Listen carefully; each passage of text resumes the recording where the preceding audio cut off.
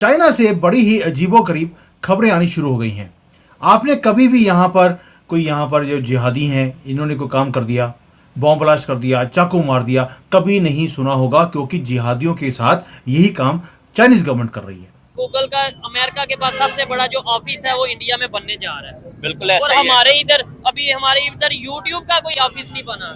China के बारे में बार बार डोनाल्ड ट्रंप सब थ्रेट दे चुके हैं कि वो टैरिफ इंक्रीज करेंगे, बल्कि 100% टैरिफ उन्होंने इंक्रीज कर दिया है इलेक्ट्रिक व्हीकल्स के ऊपर। पाकिस्तान के बहुत बड़ी, ये सिर्फ बिलियंस ऑफ डॉलर्स की इन्वेस्टमेंट नहीं है, ये चाइनीज स्ट्रेटजी की road and belt initiative strategy जो है उसका हिस्सा है। देखा भी है, उसके अंदर एंटी चाइना हॉक्स भरे हुए हैं, प्रो इजराइल लॉबी भरी हुई, व्हाइट सुप्रीमिस्ट भरे हुए हैं।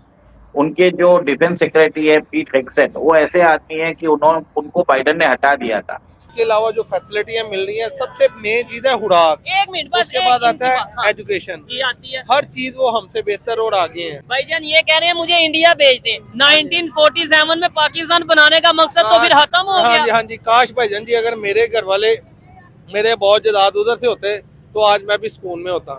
ये बात उनके प्रेसिडेंट ने जरूर कही, ये एक इनडायरेक्ट तरीका था आपको कहने का कि देखिए we are going out of our way, हालांकि हमारी पॉलिसी नहीं है, मगर हम पाकिस्तान के लिए ये भी बर्दाश्त कर रहे हैं कि हम अपने बंदे अभी भी आपको दे रहे हैं काम करने के लिए और पैसे दे रहे हैं, हालांकि हमारी बंदों की security is a problem. China का इंटरनल सिक्योरिटी बजट जो चाइनीज गवर्नमेंट अपने सिटीजन के ऊपर सर्वेलेंस करती है, यहाँ तक कि उनके लिप मूवमेंट्स रिकॉर्ड करती है, उनके फेशियल रिकॉग्निशन रिकॉर्ड करती है, वो उनके मिलिट्री बजट से भी ज्यादा है। नमस्कार दोस्तों, चीन में बहुत ज़्यादा बेचैनी है इस समय। ट्रंप के वापस आने के बाद चीन को बिल्कुल ये डर सता रहा है कि ट्रंप बहुत ही कड़े कदम उठाने वाला है चीन के खिलाफ, और बहुत से ऐसे टैरिफ और टैक्स चीनी सामान पे लगने वाले हैं कि चीनी कंपनियां झेल नहीं पाएंगी। दूसरी तरफ मोदी जी ने भी पूरी तरह से चीन को घेर लिया है। बहुत ही तेजी से जो इन्वेस्टमेंट चीन में थी अब वो भारत में आ रही है। इसका बहुत फायदा भारत को मिलने वाला है और बहुत तेजी से भारत की अर्थव्यवस्था बढ़ने वाली है। बहुत ही जल्द भारत जापान को छोड़कर चौथी अर्थव्यवस्था बनने वाला है दुनिया की। और चीन में जो घबराहट है वो इतनी ज्यादा है कि अब चीन में एक आंदोलन भी शुरू हो चुका है स्टूडेंट का, और साथ ही साथ चीन की सरकार इस आंदोलन को दबाने के लिए काम भी कर रही है। हम लोग भारत में बहुत ही खुलेपन के साथ रहते हैं। भारत की सरकार किसी तरह का सर्विलेंस नहीं करती अपने नागरिकों पे, लेकिन चीन की सरकार अपने नागरिकों पे पूरा सर्विलेंस करती है, उन पे पूरी नजर रखी जाती है, जिसके लिए माइक्रोसॉफ्ट वगैरह ने सॉफ्टवेयर तक बना के दिए हुए हैं। अगर लगता है कि हाँ आप कुछ गड़बड़ कर रहे हो तो आपके खिलाफ कार्रवाई हो जाती है। और अगर आप ज्यादा जानना चाहते हैं सबके बारे में तो इस वीडियो को अंत तक जरूर देखिएगा, सारी डिटेल इस वीडियो में है। ये वीडियो अच्छा लगे तो लाइक करें, शेयर करें, चैनल को सब्सक्राइब करना ना भूलें। आइए आगे बढ़ते हैं इस वीडियो में। नमस्कार दोस्तों, चाइना से बड़ी ही अजीबोगरीब खबरें आनी शुरू हो गई हैं। आपने कभी भी यहाँ पर जो जिहादी हैं इन्होंने कोई काम कर दिया, बॉम्ब ब्लास्ट कर दिया, चाकू मार दिया, कभी नहीं सुना होगा, क्योंकि जिहादियों के साथ यही काम चाइनीज गवर्नमेंट कर रही है। लेकिन अभी पिछले 5 से 6 दिन से अजीबोगरीब खबरें आनी शुरू हो गई। जुहाई में एक आदमी ने गाड़ी चलाई और वहां पर जो लोग एक्सरसाइज कर रहे थे स्पोर्ट्स सेंटर के पास, उनको मार दिया गाड़ी के नीचे लाकर। तेजी से गाड़ी लेकर आया वो फिल्मी स्टाइल में और लोगों को मार दिया। 35 से ज्यादा लोग मारे गए हैं और 40 से ज्यादा लोग सीरियसली इंजर्ड भी हैं। गवर्नमेंट ने यहां पर जो पूरी न्यूज है उसको दबा लिया।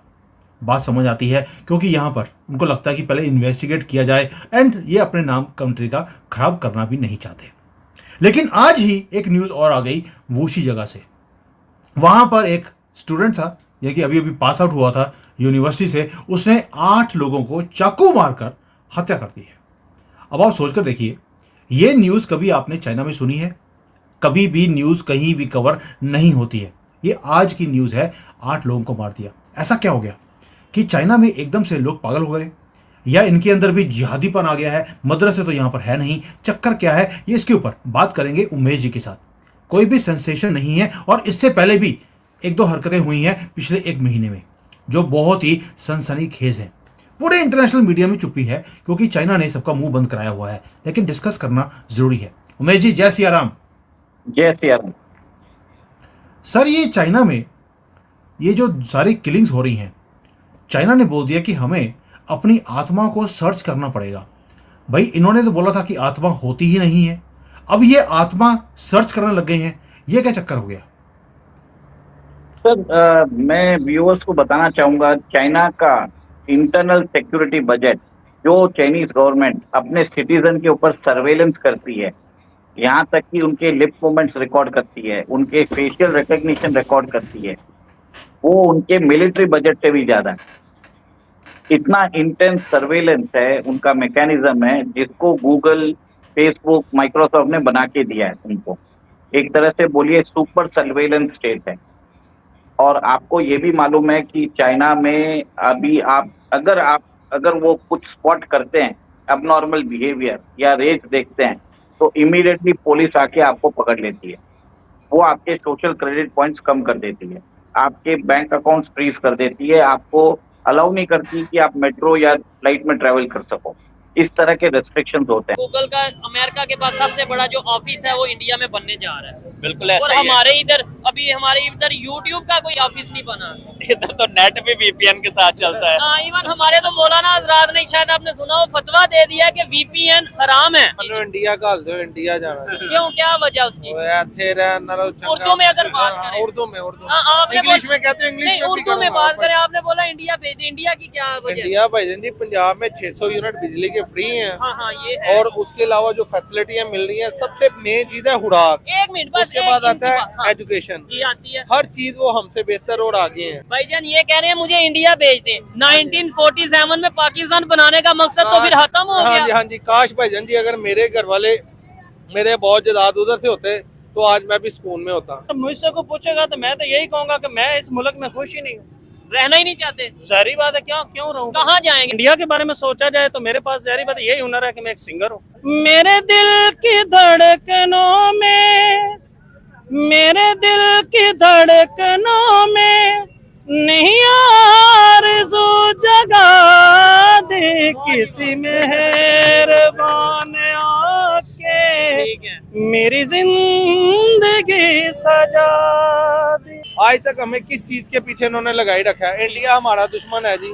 भाई क्या दुश्मनी है? कोई दुश्मनी नहीं है। पहले तो हम लोग इकट्ठे ही रहते थे ना, रहते रहे हैं। बाद में पार्टीशन कई हुई है सौ साल इकट्ठे रहते रहे हैं। एक जगह देखे ना, अमेरिका का और कनाडा का बॉर्डर सेम है, सिर्फ है। एक उन्होंने वाकवे बनाया हुआ है हाँ, सेंटर हाँ, में, ठीक है। ऐसे ही है। हालांकि उनको लड़ना चाहिए, वो तरक्की पजीर है। ठीक है। हमें जो है ना लड़वाया जा रहा है। 81 में इंडिया के जो मुआशी हालात से पाकिस्तान जो अब हालात से कहीं बदतर थे, अच्छा। उन्होंने अपनी मुआशी इस्लाहात की, अपने आप को बेहतर किया। ठीक हो गया। इसका मतलब ये नहीं है कि आप बेहतरी की तरफ नहीं जा सकते। चाइना के बारे में बार बार डोनाल्ड ट्रंप सब थ्रेट दे चुके हैं कि वो टैरिफ इंक्रीज करेंगे, बल्कि 100% टैरिफ उन्होंने इंक्रीज कर दिया है इलेक्ट्रिक व्हीकल्स के ऊपर। और दूसरा भी उन्होंने बार बार ये थ्रेट कर चुके हैं कि वो 60% तक लेके टैरिफ को लेके जाएंगे चाइना के खिलाफ। दूसरा, मिडल ईस्ट के हवाले से CNN के मुताबिक के सेम पॉलिसीज होंगी, लेकिन सेम पॉलिसीज नहीं होंगी। डोनाल्ड ट्रंप साहब ने पहले अपनी ख्वाहिश का इजहार कर दिया है कि वो चाहते हैं कि 20 जनवरी जो इनाग्रेशन डे होगा उससे पहले पहले दोनों जंगें खत्म की जाए। उसके बारे में कई नई पेशरफ्त आ चुकी हैं, जिसके हवाले से सबसे बड़ी जो चेंज ये है कि इस वक्त जो ईरान के फॉरेन मिनिस्टर हैं उनकी 2 दफा मुलाकात MBS के साथ हो चुकी है।